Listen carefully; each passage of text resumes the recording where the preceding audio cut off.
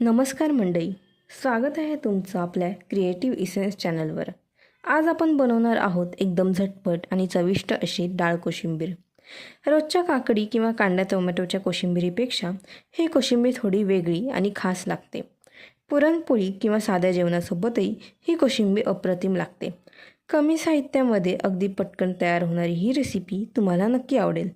चला तर मग रेसिपीला सुरुवात करूया। इथं मी 1 वाटी हरभरा डाळ 2 तास भिजवून घेतली आहे।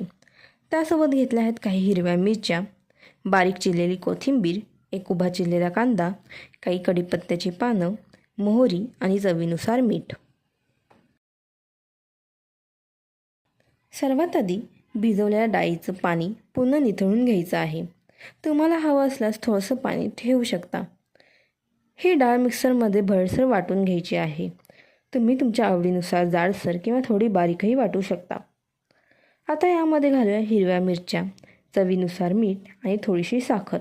साखरेमुळे हलकासा छान गोडवा येतो। तुम्ही साखर स्किप देखील करू शकता। हे मिश्रण छान भरडसर वाटून घ्यायचं आहे। बघा, आपलं मिश्रण तयार आहे। मी मिश्रण हे बारीक वाटून घेतलं आहे। एकीकडे एका कढईमध्ये थोडंसं तेल गरम करून घेऊया। तेल गरम झालं की त्यामध्ये मोहरी घालूया। मोहरी छान तडतडली की कढीपत्त्याची पानं आणि थोडीशी कोथिंबीर घालूया। कोथिंबीर फोडणीत घातल्यामुळे खूप छान सुगंध आणि चव येते। आता गॅस बंद करून घेऊया। तयार केलेली डाळीची भरड फोडणीत घालूया।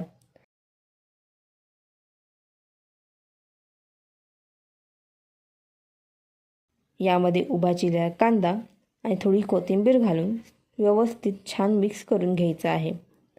घरात चटणी किंवा लोणचं नसेल तर ही कोशिंबीर जेवणाची चव अगदी वाढवते।